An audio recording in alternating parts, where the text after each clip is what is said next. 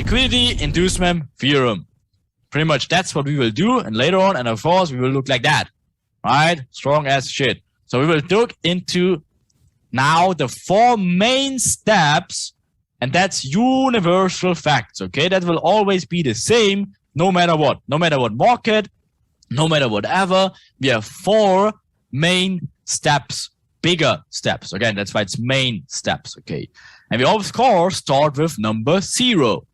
And number 0 will be, first, we will always identify the liquidity. That's the first thing we will always do before we even consider doing anything. We need to see what are they doing, where do they build up liquidity, where's the next liquidity zone, where's market most likely to go for, because again, we need to understand what is going on. We will not predict, we just see and line out these zones before, of course, market goes there, so we're not surprised anymore.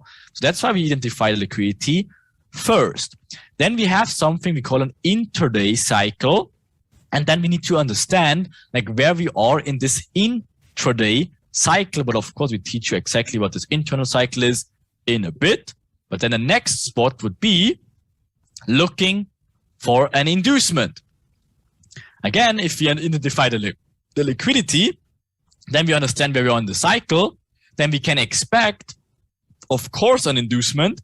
And only then, we're looking for a trade opportunity. And then the whole thing repeats. It's rinse and repeat. It's literally very easy steps, and you will always need to do it in that order. And if you do that in that order, you will have a very good time in the markets, okay? Because you have to understand one very important thing about these markets. The markets, of course, they can be very rapid. They can be very speed-wise. They're creating all these crazy pushes whatsoever. So, and now if I give you like a little analogy about how to build a little bit more sense into that. John Danaher, which is one of my favorite guys of all time and one of the best Jiu-Jitsu coaches or Brazilian Jiu-Jitsu coaches in the world, for example, trained like best Jiu-Jitsu players in the world like Gordon Ryan and stuff like that. He gave an amazing analogy about fighting in general. And he asked, so let's say you're one of the best fighters in the world, and you get asked like, okay, so I heard whatever, you're like one of the best coaches in the world about fighting in general. Like, what is the basic approach of fighting? What's the safest way of fighting? Because again, if you get in this unfortunate situation, you need to fight. Of course, you will not swing random punches with the dude and get hurt yourself and maybe get knocked out. No, there needs to be a good approach to actually do that in that worst situation. Again, trading is literally the same exact thing, because again, you need to kind of fight the markets. You don't want to exchange like random haymakers with the market. No, you need to fight safe if you want to fight. So now if you think about the market or a guy, pretty much, like what is a human person capable of doing? And now we take the analogy of a spear thrower. So if you look at this guy, how he throws a spear, okay? So look at this. His whole body completely, pretty much full force, he extends his whole body to throw the spear in full force as much as he can. So he's pretty much extending his whole body, complete kinetic energy, completely just throwing it out there. Okay, awesome. So what does that mean though? So what happens if you take this guy now and just put him on his knees and let him throw the spear? So how much or how far do you think he can throw the spear out of a sudden? Probably not like whatever, 80 meters anymore, maybe only whatever, 30 meters in the best case, if that's a very good throw then. But what happens if we actually take this guy and put him on his back and then he needs to throw the spear? He probably cannot even throw it 5 meters anymore. So that's how you have to approach the markets very similarly.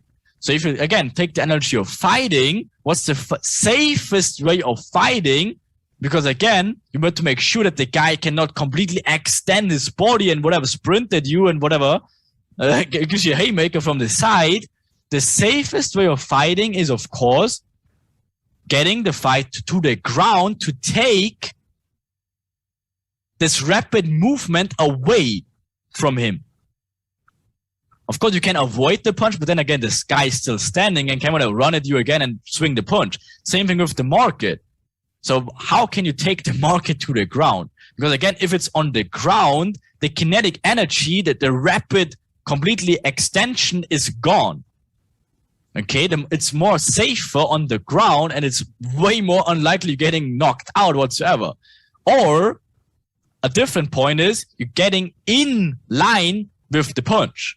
Again, if that is JP, right, and he wants to punch me, what I can do instead, I can whiff the punch and then obviously throw him over. Maybe not, because he will throw me over, but anyways, you get the point. You can either avoid the punch, get him on the ground, or go in line with the punch. But guess what? Going in line with the punch is harder. Okay, so if we go back into the cycles, so what are we going to here? Identifying liquidity. That's really identifying what's going on, identifying your empowerment, whatever, identifying what's actually going on, what's happened to go next. Then when you're on the cycle, and then again, you expect the inducement, which is the punch.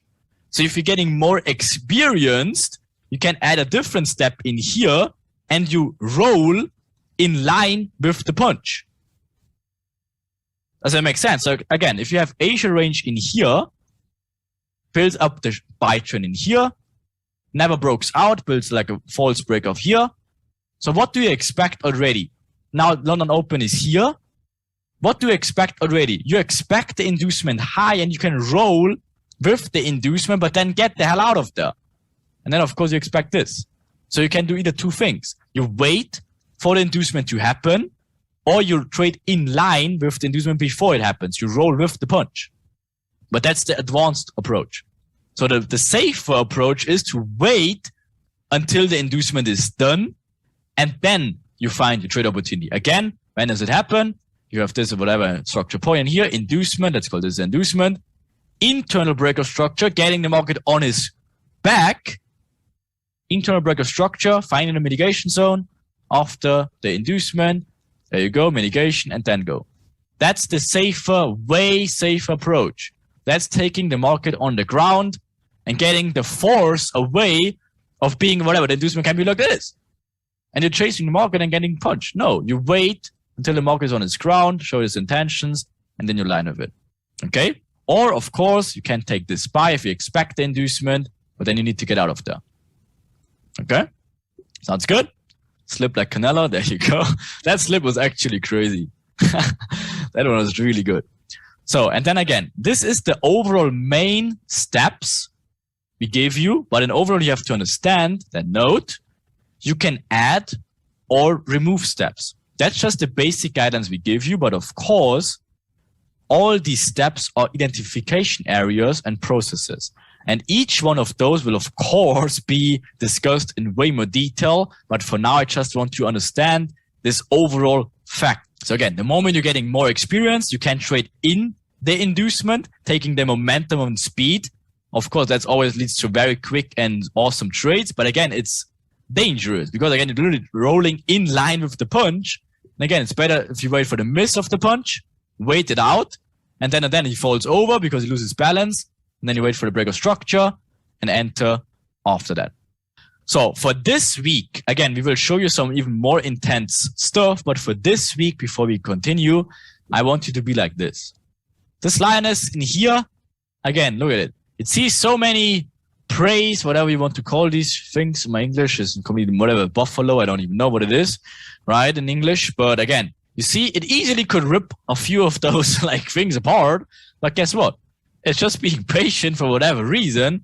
And for this week, you should be like this. Just observing and seeing what is going on. You should not jump in the markets right away. You should not fight right away. Practice the basics, what we give you even today. Put everything together and make sure you're prepared to fight.